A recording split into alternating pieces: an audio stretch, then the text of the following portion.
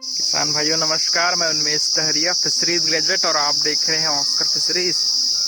तो आज का वीडियो होने वाला है दोस्तों चूने के बारे में, लाइम के बारे में।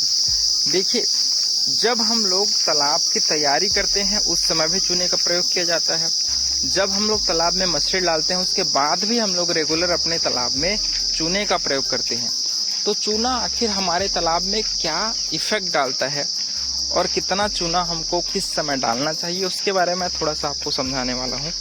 देखिए, चूने को हम लोग जब तोड़ते हैं ना तब उसका नाम होता है कैल्शियम कार्बोनेट। चूना दो तीन प्रकार का होता है, क्विक लाइम, हाइड्रेट लाइम, है ना, एग्रीकल्चर लाइम, दो तीन प्रकार का होता है। लेकिन हम लोग ज़्यादातर जो कैल्शियम कार्बोनेट है या फिर क्विक लाइम है, कैल्शियम ऑक्साइड, उसका प्रयोग करते हैं क्योंकि हमारे आसपास वही जो चूना है वो अवेलेबल होता है और उससे कोई दिक्कत नहीं है, आप उसको यूज़ कर सकते हैं। ठीक है, तो चूने का प्रयोग कब क्यों किया जाता है इससे पहले मैं आपको डिस्कस करूंगा कि हमारे तालाब में बहुत सारे न्यूट्रिएंट्स होता है, जैसे कैल्शियम, मैग्नीशियम, नाइट्रोजन, और ये जो सारे न्यूट्रिएंट्स हैं वो आयन एक्सचेंज के थ्रू आपकी मछलियों के शरीर में जाती है। आयन एक्सचेंज का मतलब है कि मछलियों के शरीर में कुछ आयंस है और आपके इन्वायरमेंट में, आपके पानी में, मिट्टी में भी कुछ आयंस है। तो कुछ आयंस मछली के शरीर में जाती है और कुछ आयंस मछली के शरीर के बाहर आती है।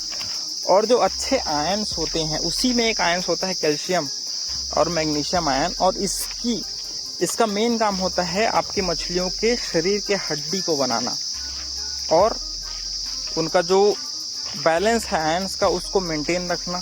तो इसी वजह से हम लोग तालाब की तैयारी के दौरान भी चूने का प्रयोग करते हैं क्योंकि चूना में कैल्शियम और मैग्नीशियम आयन उपस्थित होता है ना। तो इसी वजह से चूने का प्रयोग हम लोग तालाब में लगातार करते हैं। अब आता है दोस्तों कि प्रयोग कैसे करना है। चूने का सबसे पहला प्रयोग होता है जब हम लोग तालाब को तैयार करते हैं मछली डालने के लिए। क्या करते हैं हम लोग, तालाब का जो निचला हिस्सा है वहाँ पर चूने का एक लेयर बिछा देते हैं और मिट्टी और चूने को मिक्स करके हम लोग उसको छोड़ देते हैं। जब हम लोग मिट्टी और चूना को मिक्स करते हैं दोस्तों तो इसका एक लेयर बन जाता है तालाब के निचले हिस्से में। फिर जब हम लोग उसमें तालाब में पानी डालते हैं तो पानी का कलर मिल्की हो जाता है, दूध टाइप का हो जाता है, और उस पानी को हम लोग तालाब से बाहर कर देते हैं।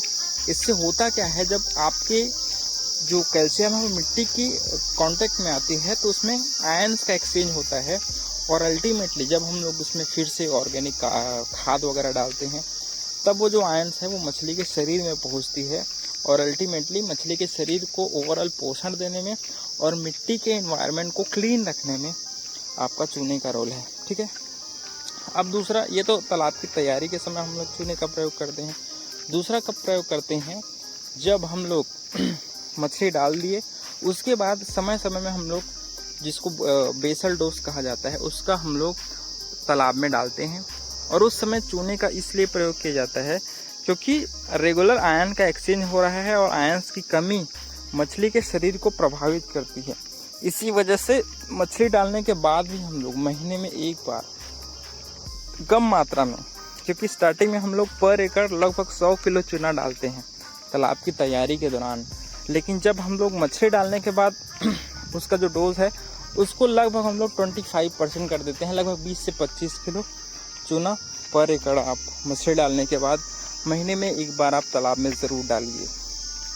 इससे ये होता है कि मछली को लगातार आयंस मिलते रहते हैं और पानी में जब कैल्शियम की मात्रा अच्छी होती है तो उससे पीएच है वो कंट्रोल होता है।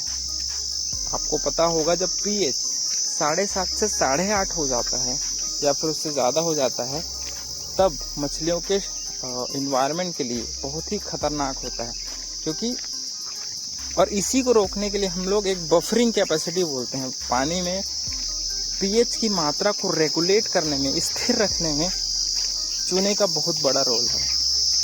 तो पीएच को रेगुलर आप मॉनिटरिंग करिए और जब भी आपको लगे कि पीएच डाउन हो रहा है तो आप तालाब में चूना ज़रूर डालिए। चूना डालने का तीसरा बेनिफिट होता है दोस्तों, तालाब में जो स्लज बनता है, जो तालाब के निचले हिस्से में जो ऑर्गेनिक लोड जो बढ़ता है उसको डिकम्पोज करने का काम भी कैल्शियम करता है। मतलब जब चूना हम लोग तालाब में अप्लाई करते हैं और जिस किसान भाई के तालाब में स्लज की मात्रा ज़्यादा है या फिर कीचड़ बहुत अधिक मात्रा में है, उसको रेगुलर चूने का प्रयोग करना चाहिए।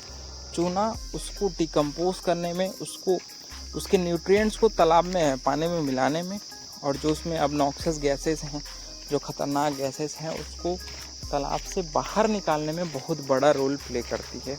इसी वजह से चूने का प्रयोग आपको सही समय में करना चाहिए। तो इस प्रकार से किसान भाइयों, अगर आपको इससे जानकारियाँ मिली होगी तो वीडियो को ज़रूर लाइक करिए, और चूना के बारे में कुछ भी डाउट होगा उसको नीचे कमेंट करिए, मैं आप उस पर ज़रूर कुछ रिप्लाई करूँगा। मिलते हैं अगले वीडियो में, तब तक के लिए बड़ों का सम्मान करिए, छोटों को प्यार करिए, खुद का ढेर सारा ख्याल रखिए। Thank you, thanks for watching.